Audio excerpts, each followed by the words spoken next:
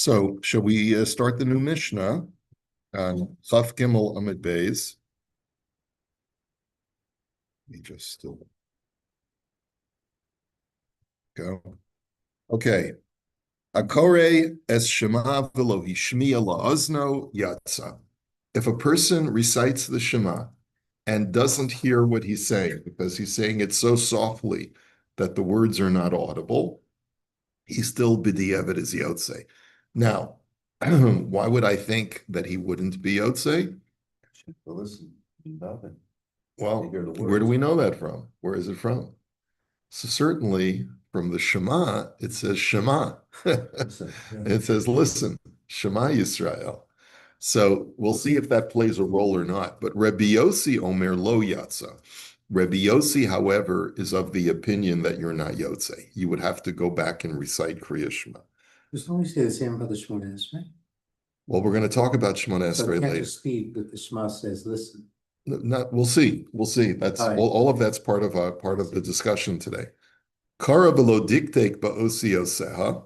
If a person reads the words and is not careful to enunciate them carefully, meaning that he doesn't enunciate the letters carefully. So Rebbe Yossi Omer Yatza. Rebbe Yossi says b'di'eved you're yotze, and Rebbe Yehuda Omer lo yatza. And Rebbe Yehuda says you're not yotze. You did not fulfill your obligation. Now, what are some examples of enunciating the letters carefully? The Bavli discusses some of those examples and it's brought down in halacha. The hayu hadivarim ha'ela asher anuchi mitzavecha hayom al livavecha.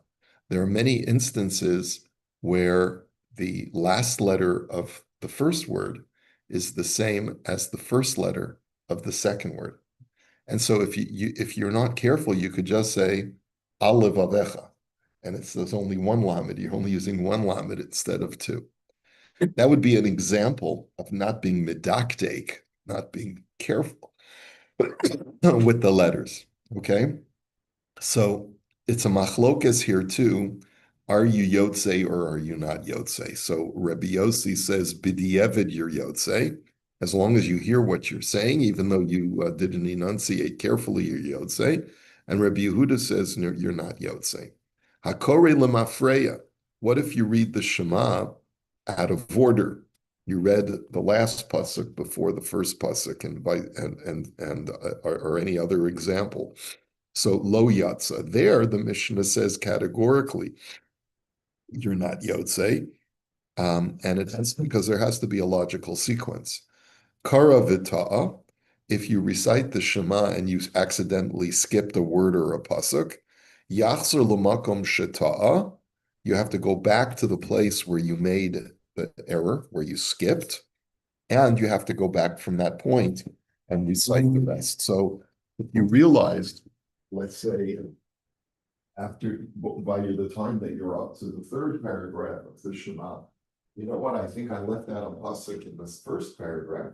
You got to go back to that verse that you skipped, recite the verse, and then go from that point sequentially until the end. Okay. So is this like you thought you forgot? Well, I guess you realize you forgot. Yes. That's still 100%. No, I didn't say that, but it's an interesting question. How sure do you have to be that you left something out? There have been times when I've been so tired that I don't remember when I say Uchesav al mezuzos beisecha uvish arecha. Is this at the end of the first paragraph or the second paragraph? You So zone out. yeah, It's all the time. so All the time. so if you're not sure, go back because we're dealing with the mitzvah deoraisa, and also because there's no stake. There's no harm, no foul if you do say it again. It's not a bracha. So therefore, you should go back to the place where you know that up until here, I know that I did it correctly. And if I'm not sure if I said it correctly or not, that's where I go back to. So no, halachically, you don't have to be 100% certain you skipped it. If you believe you skipped it, you got to go back to that place. If you forgot where you zoned out, you have to go back to the beginning. Yeah, like these are. Well, zoned out is not the issue. The issue is, what did I skip? What did I not say? And if You you're can not read it and be zoned out. That's You okay. just say it, and then you're okay, right? right, You don't have to. I I mean, this could be a problem. You're off the wrong foot. It could be a problem with people with OCD. I mean, they could be still saying last night's schmoot. And people it's with back and OCD, forth, back and forth. people with OCD do not get along well with halacha Yeah, in general.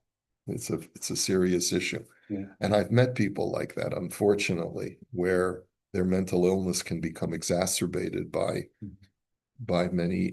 focusing on certain halachic issues. Look, it's a thing. I had to visit a young man in a sanatorium, in a mental place, because he had a mental breakdown over some of these halachas. So if you have OCD, plug your ears. Okay. So now the Gemara, and I'm dealing with a young man right now with OCD, the serious clinical OCD, who I have to be on the phone with. I limit it because otherwise he'd be speaking to me every day. So on the advice of his psychologist, I limit it to once a week. Okay. So the Gemara brings us how we paskin. The Gemara is going to discuss how we paskin. Rav Amar halacha kedivrei shnehem lahaka. So we have two machlokos in our Mishnah. Machlokos number one is, do you have to hear what you're saying? And the halacha number two, or machlokos number two, is if you're not medaktek, if you're not careful to enunciate the letters carefully, are you still yotze? So Rav says the halacha is to be lenient in both cases, b'di'evet, post facto, which means we don't require, if you didn't read it to the point where it's audible, lechatchila you should, but b'di'evet, if you didn't, you're yotze. And similarly, you have to be lechatchila medaktek ba'osi yoseha, be careful in the enunciation. But if you didn't, b'di'evet, you're yotze. The Gemara now asks, why does Rav have to tell me that? It should be self-evident. Dilachein, he says, because if you don't say, Ma kein omrin, what would I have thought? Stama v'Rabbi halacha kistama. Like, in other words, the Gemara is asking almost like in a rhetorical way, if you hadn't told me that, Rav, what would I have thought anyway? There's a general principle that whenever there are two opinions, one of the opinions is Rabbi Yossi, and the other opinion is anonymous, meaning it just says, this is the halacha, and then it says, and Rabbi Yossi says the other way, we always go by the stam, we always go by the anonymous opinion, because that's the way Rabbi Yehuda Hanasi, when he authored the Mishnah, he built in certain principles. See, he wrote the Mishnah in a very precise way. And he wrote it in such a way that you would know how to paskin halacha, at least in many of the instances. Does he state that? The Gemara brings it down. I don't know if Rabbi Yehuda Hanasi actually ever said it, but the Gemara says that we know based on our Masorah that when Rebbe wrote the Mishnah this way, that's generally how we paskin. So when there's a stam against Rabbi Yossi, we paskin like the stam. And so that would deal with the first machlokus because, the first machlokus, which had said in our Mishnah, if you read it and it's not audible, you're yotze, and Rabbi Yossi says you're not yotze. So we would know without Rav's statement that b'di'evid you're yotze. So that's question number one. Why did Rav have to tell me that? And we also know Rabbi Yossi v'Rebbi Yehuda halacha k'Rebbi Yossi. We also know a general principle that whenever you encounter a machlokus between Rabbi Yossi and Rabbi Yehuda in the Mishnah, we paskin like Rabbi Yossi. Always, yeah, I'm sure there's exceptions. There may be exceptions, but this is the general rule. And so that covers the second machlokus in our Mishnah, which is if you read it without enunciating carefully, are you yotze or not? Rabbi Yossi says you're yotze, and Rabbi Yehuda says you're not yotze.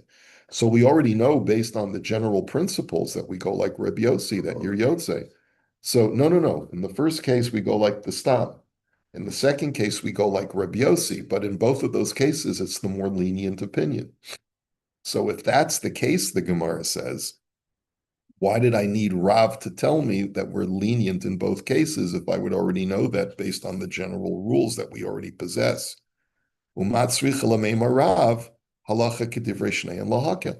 Why then did Rav have to say that the halacha is like both, in both cases, is like the more lenient opinion?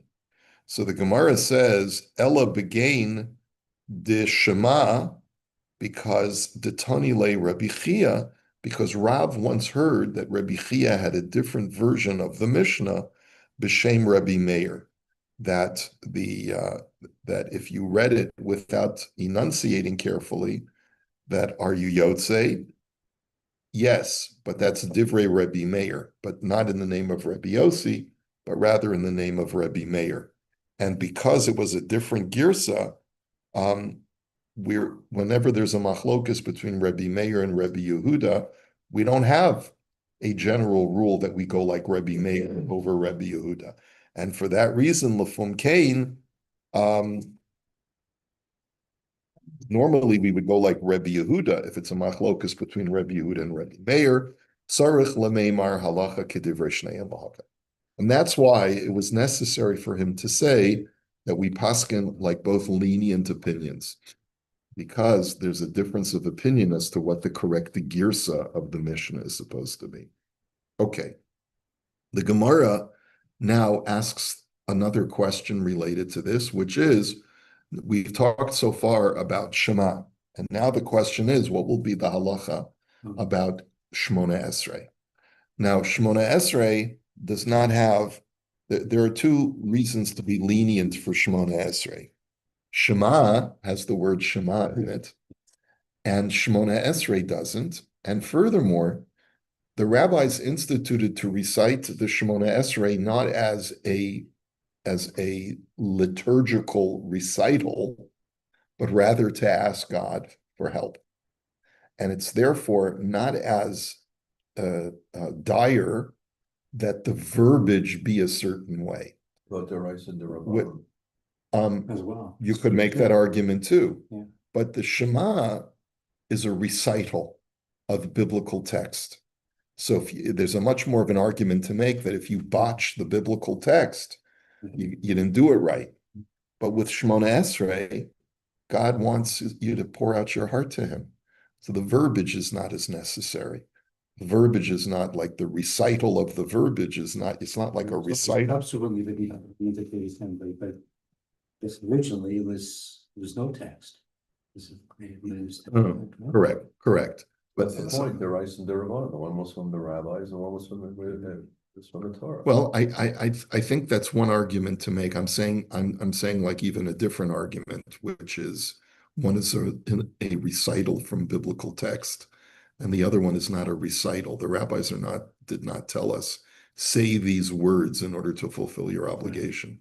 They said, these are the words that will cover all human needs. Yeah, had they sourced it from the Torah, it might have been different, even if it was rabbinic. Yeah. This makes it even stronger. Oh, we also have Chazar's Shatz also. If you didn't say it right by yourself, you have a cousin says it again. I'm not sure if that's part of the argument, but anyway, let's see.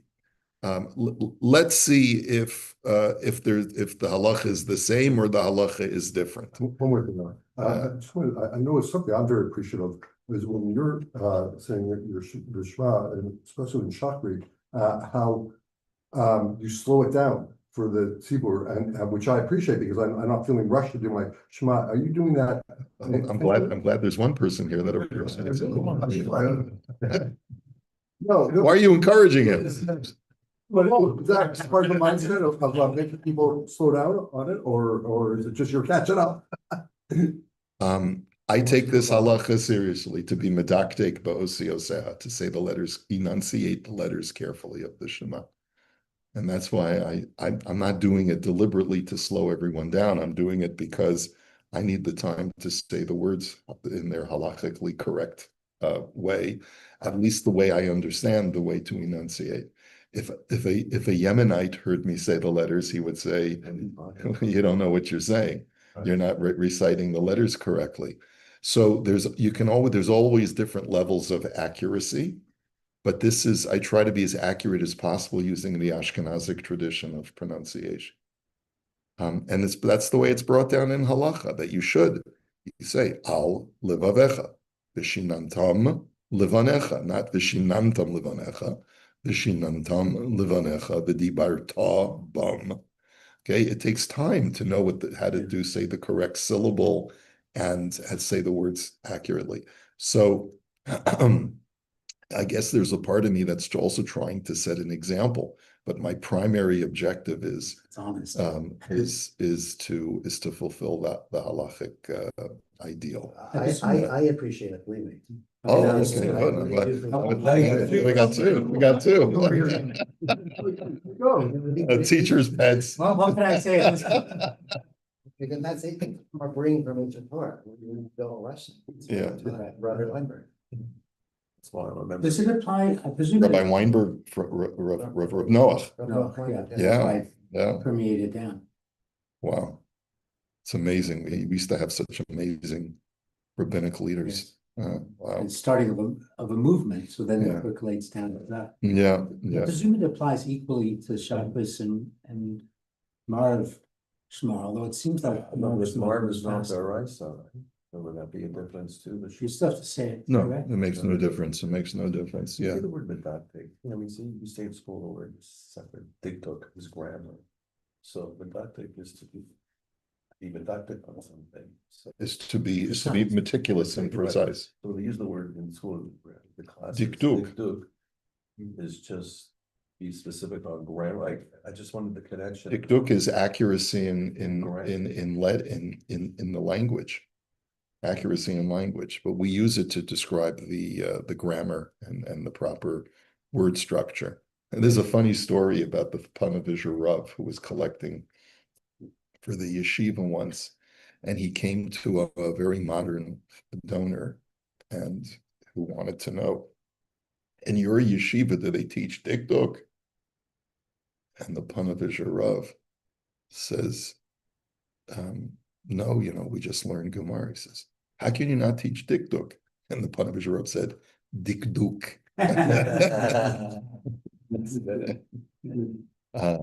Okay, anyway, I don't know if he got the donation, but Is Tiffany much older? I mean, I know Ashkenaz is much later than Tiffany, like.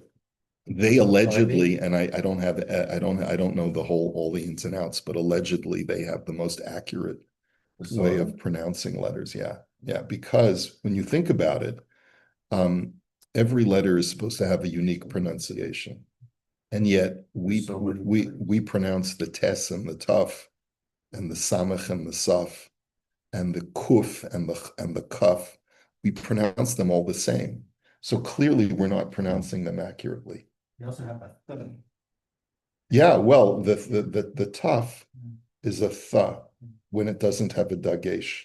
I've been in a Taimani shul on Shabbos where Alex and Carmel live.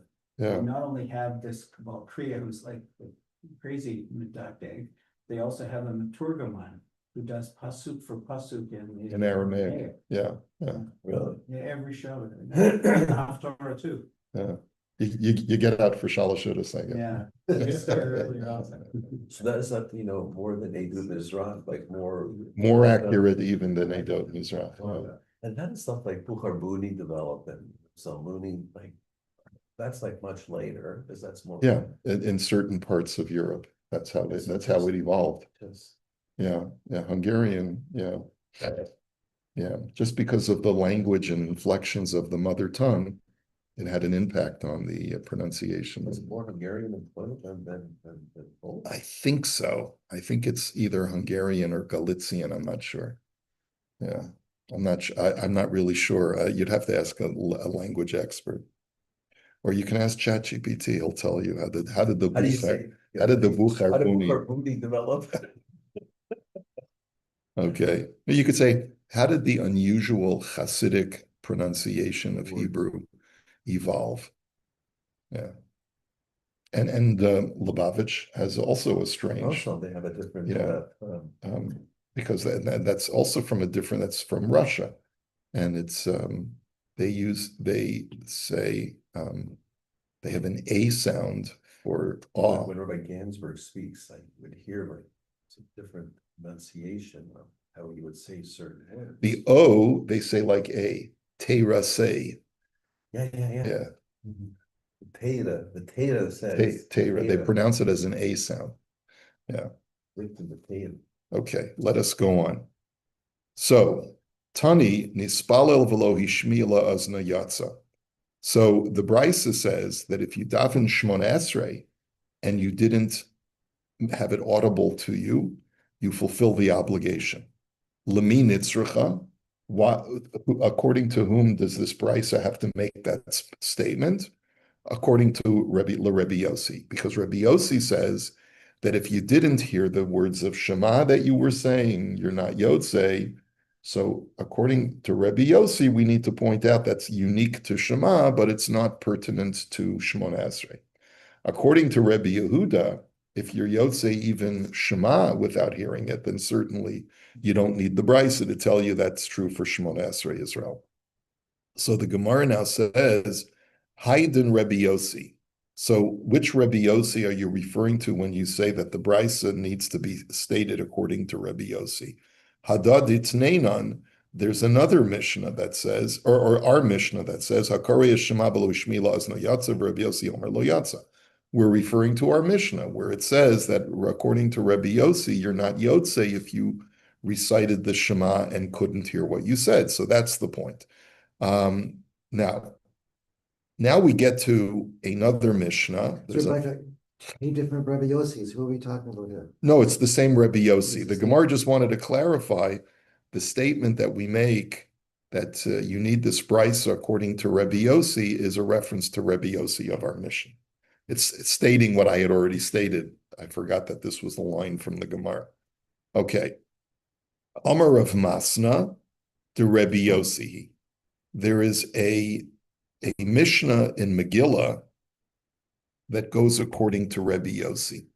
Now, there's very few words here, but this is the way the commentaries insert it, that there's another discussion in Maseches Megillah, that a cheresh, the Mishnah says that a cheresh, shoita, and katan, those three usually go together. Cheresh is a deaf person, and many times he's mute also, but as we'll see in this case, he's not mute, but he's deaf.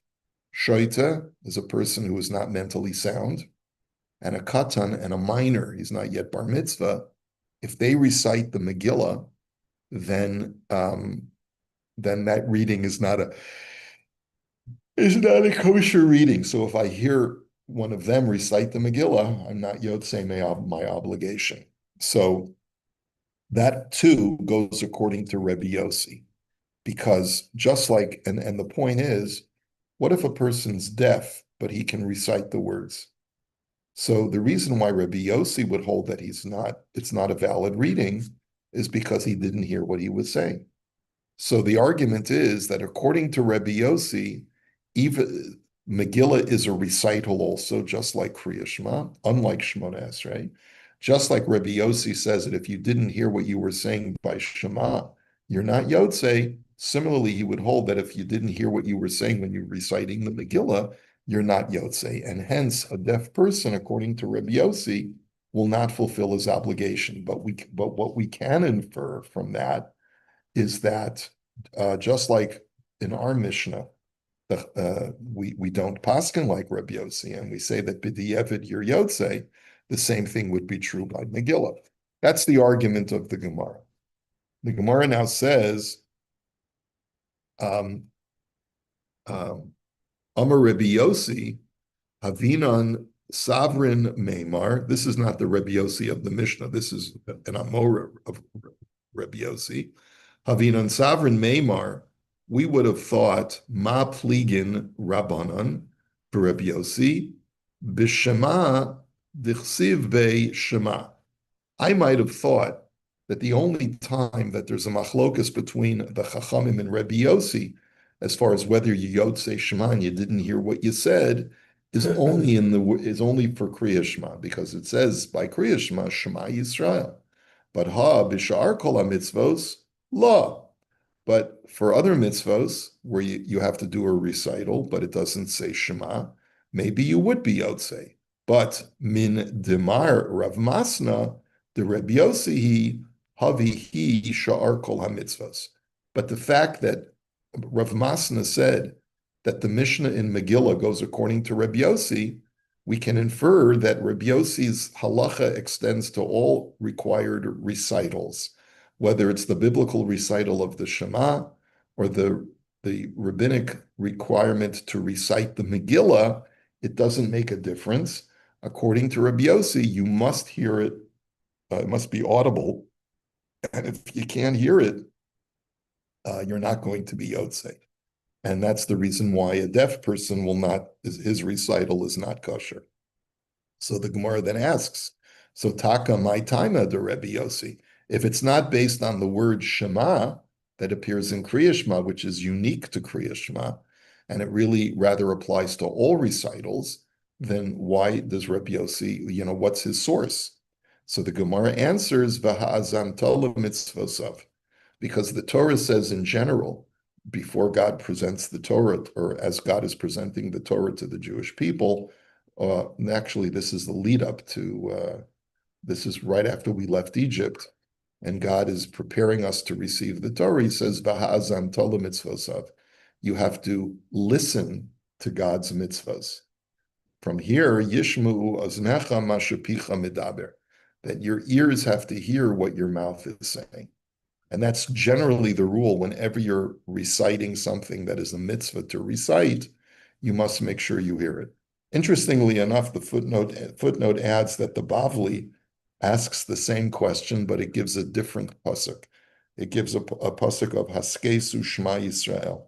Pay attention and listen, O Israel, to all the commandments. So the word Shema, according to the Bavli, appears as a feature of all mitzvahs, not just the mitzvah of Kriya Shema.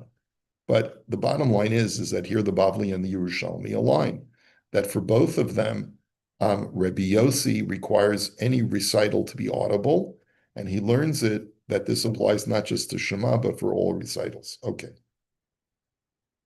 Let's go on. The Gemara brings now a different opinion regarding that Mishnah in Megillah. Rav Masna had said that Mishnah in Megillah goes according to only Reb Yossi. But Amar Rav Chisda, leis kan cheresh. He says that actually the word cheresh should not appear in that Mishnah in Megillah.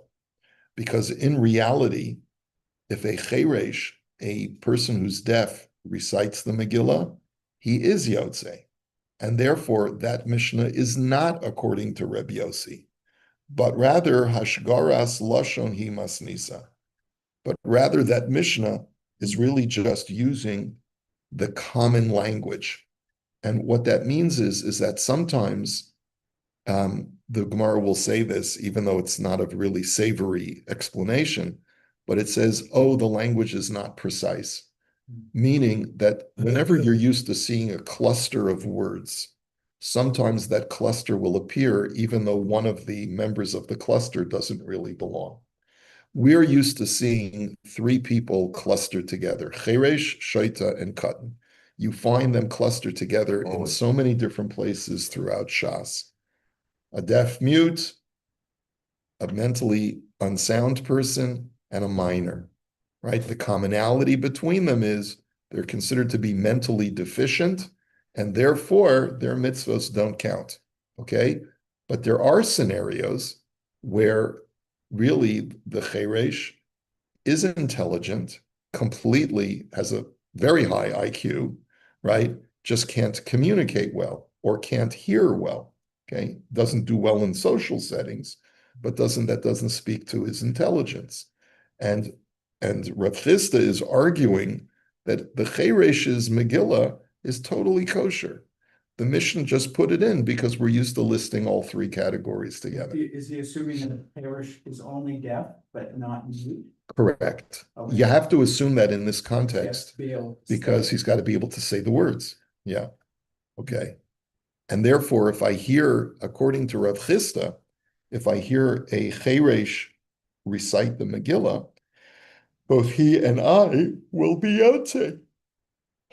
Okay, so now the Gemara asks, what will Reb Chisda opine in another case where we're going to see where a cherish is listed? So we'll save that in Mirz Hashem for tomorrow, okay? This is, we're gonna come up, Rabbi, what we used to do, people when they're davening themselves, one hour. You know, which, as long as you hear a Shema, the whole place is quiet, you got two guys going, you know, daven Jeboim, man, daven, you know, and they're like, there's The poskim discussed